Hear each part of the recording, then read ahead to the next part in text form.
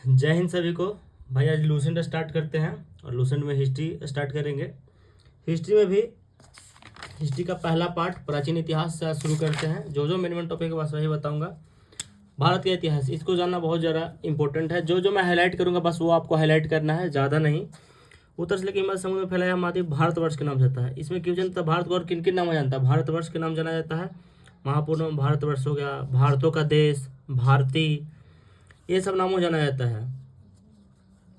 भारत एक प्राचीन कबीले का नाम था। इसका उल्लेख ऋग्वेद में भी मिलता है। मतलब पूछ लेगा कि भारत का उल्लेख किस वेद में मिलता है? ऋग्वेद, यजुर्वेद, सामवेद, अथर्ववेद, तो ऋग्वेद में मिलता है।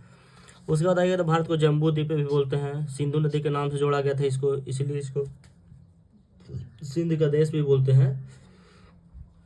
और सिंधु के नाम से ही हिंदू वर्ड बना था, इसलिए हिंदू बोलते हैं। इंदे और अरब इसे हिंद कहते हैं। मध्यकाल में इस देश का हिंदुस्तान कहा जाने लगा। मतलब ये सब हाईलाइट कर लीजिएगा। और उसका ये विंध्य की पर्वत श्रृंखला देश को उत्तर और दक्षिण दो भागों में, मतलब विंध्याचल पर्वत जो है उत्तर और दक्षिण को दो भागों में बांटती है। आगे ये यूरोपीय भाषा बोलने वाली, दक्षिण द्रविड़ भाषाओं को बोलने वाली बहुमत है। उत्तर से हिमालय से लेकर दक्षिण में कन्याकुमारी तक, पूर्व में बहुमत से लेकर पश्चिम में सिंधु अपना राज फैलाने वाले राज चक्रवर्तीन कहलाए।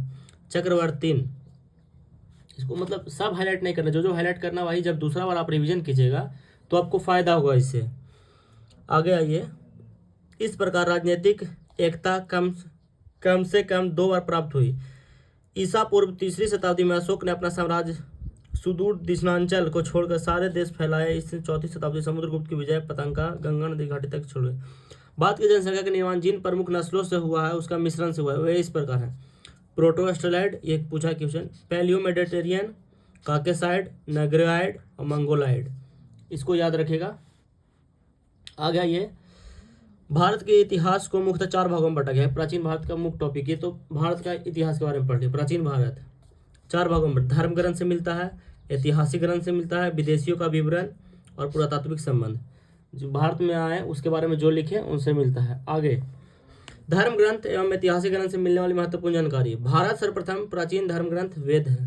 भारत का सर्व प्राचीन धर्म ग्रंथ क्या है? वेद है, जिसके संकलनकर्ता कौन है? महर्षि कृष्ण द्वैपायन वेद व्यास। वेद व्यास मतलब पूछेगा वेदों का रचयिता कौन है? तो वेद व्यास।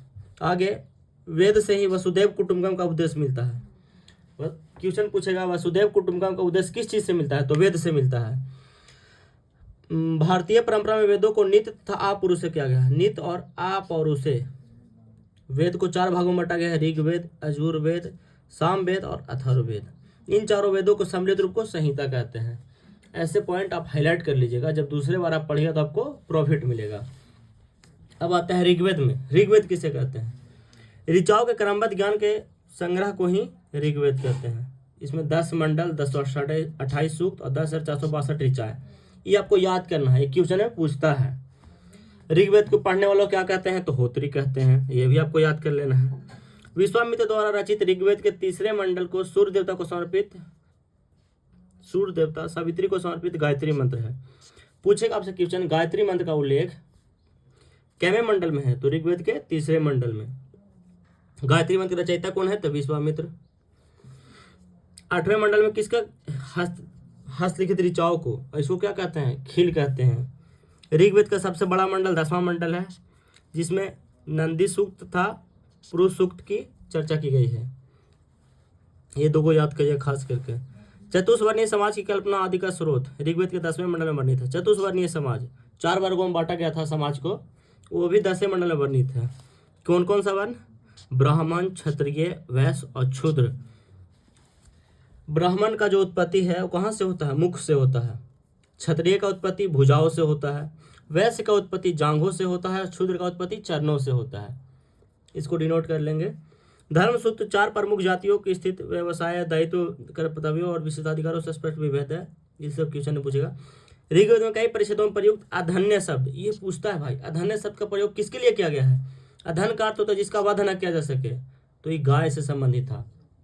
क्योंकि ऋग्वेद युग में गाय बहुत ही महत्वपूर्ण पशु थी, इसको बहुत मान्यता थी। ऋग्वेद में ब्रह्मा का उल्लेख तो है किंतु आत्मा का नहीं है। आगे चलेंगे। एसी और डीसी डीसी और एडी बहुत सुने होंगे आप लोग। एडी का अर्थ होता है एनो डोमिनी और बीसी का होता है before the birth of just Jesus Christ.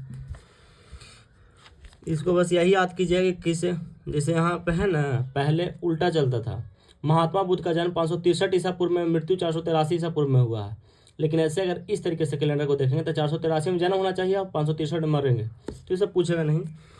Vincent Arthur Smith को प्राचीन भारत का पहला सुव्यवस्थित इतिहासकार, इसको याद कर लीजिएगा। इसने अर्ली हिस्ट्री लिखा था, अर्ली हिस्ट्री ऑफ इंडिया 1904 में। इसको हम डिनोट कर लीजिएगा।